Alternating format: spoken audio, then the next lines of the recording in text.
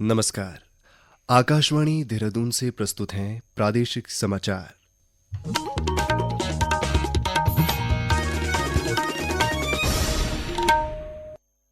पहले मुख्य समाचार। ग्राम्य विकास मंत्री गणेश जोशी ने टिहरी जिले के मुनिकीरेती में आयोजित सरस मेले में विभिन्न स्टॉलों का निरीक्षण कर उत्पादों और बिक्री की जानकारी ली।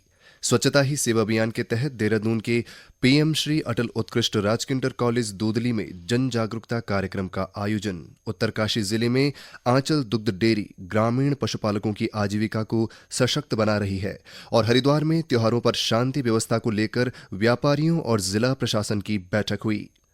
प्रादेशिक समाचार के साथ मैं आशुतोष उनियाल। और अब समाचार विस्तार से। ग्राम्य विकास मंत्री गणेश जोशी ने टिहरी जिले के मुनिकीरेती में आयोजित सरस मेले में लगाए गए विभिन्न स्टॉलों का निरीक्षण कर उत्पादों और बिक्री की जानकारी ली। इस मौके पर उन्होंने 1.5 लाख से अधिक का निवेश करने वाले 10 उद्यमियों और निवेशकों को चेक वितरित किए। साथ ही अच्छा व्यवसाय करने वाले 10 स्वयं सहायता समूह को प्रशस्ति पत्र देकर सम्मानित किया। ग्राम्य विकास मंत्री ने जिला प्रशासन द्वारा सरस मेले में की गई अभिनव पहल गुल्लक 2 का आयोजन को लेकर प्रशंसा की। उन्होंने कहा कि लघु और मध्यम उद्यमियों को जोड़ने, परामर्श, उत्पादन क्षमता और पूंजी बढ़ाने, बाजार उपलब्धता करने के साथ ही सक्षम और आत्मनिर्भर बनाने में लाभदायक कार्यक्रम है। उन्होंने कहा कि प्रदेश में आज करीब 4,69,000 से अधिक बहनें स्वयं सहायता समूह के माध्यम से अपनी आजीविका चला रही हैं। उन्होंने कहा कि उत्पादों की गुणवत्ता के चलते देश विदेश में इनकी मांग बहुत अधिक बढ़ रही है। स्वच्छता ही सेवा अभियान के तहत पर्यावरण, वन एवं जलवायु परिवर्तन मंत्रालय क्षेत्रीय कार्यालय देहरादून द्वारा पीएम श्री अटल उत्कृष्ट राजकिंटर कॉलेज दूदली में एक जन जागरूकता कार्यक्रम का आयोजन किया गया। कार्यक्रम का उद्देश्य विद्यार्थियों में स्वच्छता, व्यक्तिगत स्वच्छता और मानसिक व शारीरिक स्वास्थ्य के प्रति जागरूकता बढ़ाना था। कार्यक्रम में वैज्ञानिक डॉक्टर आशीष कुमार ने विद्यार्थियों को हाथों की स्वच्छता के महत्व पर विस्तृत जानकारी दी और बताया कि नियमित हाथ धोने की आदत जीवन प्रत्याशा को बढ़ाने में सहायक होती है। अपर निरीक्षक वन नीलिमा शाह ने विद्यार्थियों से संवाद करते हुए मानसिक व शारीरिक स्वच्छता पर अपने विचार साझा किए। उन्होंने कहा कि स्वच्छ विचार, नियमित व्यायाम और खेलकूद विशेष रूप से बालिकाओं के समग्र विकास के लिए आवश्यक है। इस दौरान बच्चों के लिए स्वच्छता और हाइजीन पर एक रोचक क्विज प्रतियोगिता का आयोजन किया गया।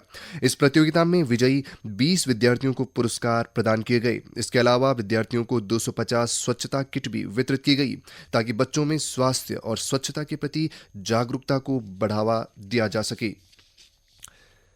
नई दिल्ली में आयोजित अंतर्राष्ट्रीय ओपन कुकीवॉन कप 2025 में बागेश्वर के खिलाड़ियों ने शानदार प्रदर्शन किया है। प्रतियोगिता में 10 खिलाड़ियों ने हिस्सा लिया, जिनमें से 5 खिलाड़ियों ने पदक जीतकर जिले का नाम रोशन किया। बागेश्वर के प्रियांशु कार्की ने स्वर्ण पदक, हितांश उपाध्याय ने रजत पदक, जबकि आराध्या, अनमोल और विशाल ने कांस्य पदक जीतकर जिले का नाम रोशन किया।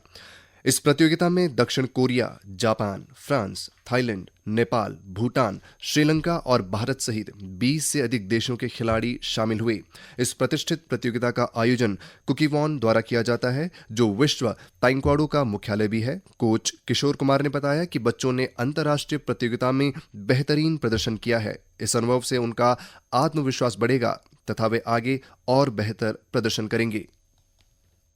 9 से 12 अक्टूबर दिल्ली में आयोजित किया गया था एक कुकीवॉन कप था, जिसमें कोरिया इस टूर्नामेंट को ऑर्गेनाइज करते हैं, जिसमें काफ़ी देश से वहाँ पे प्रतिभा किया और जिसमें बागेश्वर से भी 10 बच्चों ने वहाँ पे प्रतिभा किया था, जिसमें से 5 बच्चों को वहाँ पे पदक प्राप्त किया। मैं पूरे बागेश्वर जिले की ओर से इन बच्चों को मैं बधाई देना चाहूँगा और साथ ही साथ हमारे उत्तराखंड एसोसिएशन संघ के अध्यक्ष महेंद्र जी का मैं और सचिव फसवान जी का मैं बहुत बहुत आभार करता हूँ कि उन्होंने हमें छोटे से बागेश्वर में एक फेडरेशन देने का काम किया और उसी फेडरेशन से जुड़ते हुए हम बच्चों ने वहाँ पे प्रतिभा किया। स्वर्ण पदक विजेता प्रियांशु कार्की ने बताया कि मेहनत और आत्मविश्वास के बल पर उन्होंने गोल्ड मेडल अपने नाम किया। उन्होंने कहा कि उनका सपना है कि वो ओलंपिक में देश के लिए खेले और देश को गोल्ड दिलाएं। होने वाले एक इंटरनेशनल ओपन टूर्नामेंट था, तो मेरा उसमें गोल्ड मेडल आया और बाकी बहुत अच्छा मैच था वहाँ और बहुत देश साइड मतलब बहुत लोग आए थे वहाँ के और बहुत अच्छा रहा मेरा एक्सपीरियंस भी बहुत कुछ सीखा वहाँ से मैंने, और मेरे कोच किशोर कुमार सर, बाकी उनके वजह से मैं यहाँ तक पहुँचा हूँ अभी। और मेरे स्कूल का नाम महर्षि विद्या मंदिर बागेश्वर है। और अभी तो मेरा सपना है कि इंडिया को गोल्ड दिलाऊंगा। अभी तो और टूर्नामेंट भी हैं, तो सोचूंगा, मतलब सोचा है कि बाहर जाके खेलूंगा। तो मतलब यही सब अभी सपना ही है कि इंडिया के लिए गोल्ड और इंडिया की जर्सी पहननी है। बागेश्वर के इन युवा खिलाड़ियों ने साबित किया कि छोटे शहरों के बच्चे भी कड़ी मेहनत और लगन से अंतर्राष्ट्रीय मंच पर अपनी पहचान बना सकते हैं।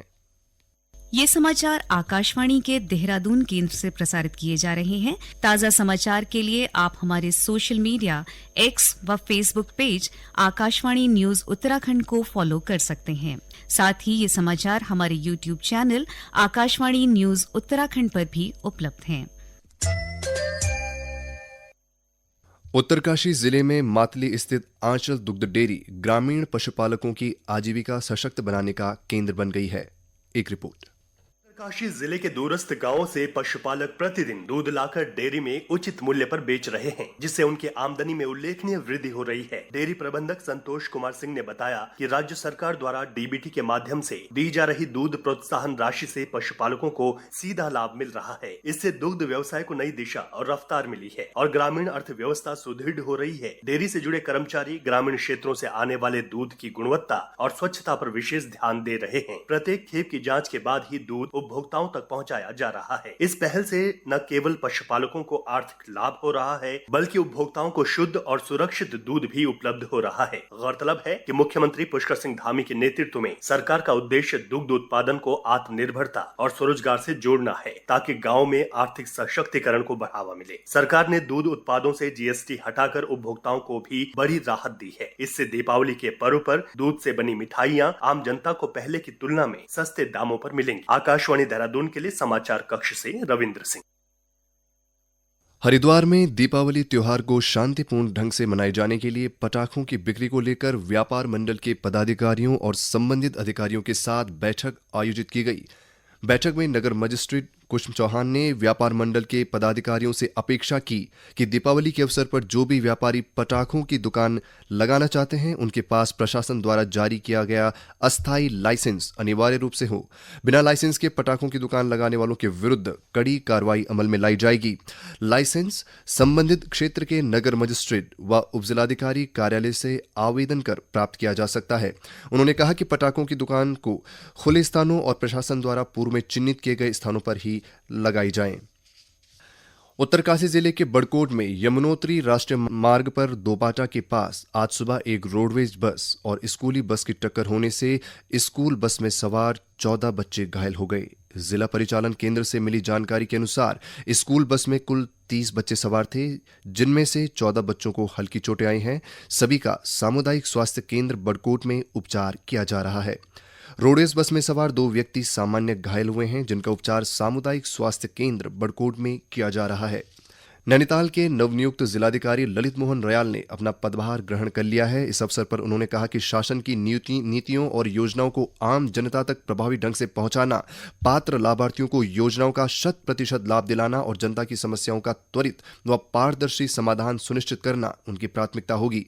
श्री रयाल ने जिले में गतिमान विकास योजनाओं की सतत निगरानी करने की बात भी कही, ताकि कार्य समय पर पूरे हो सके। अंत में मुख्य समाचार एक बार फिर।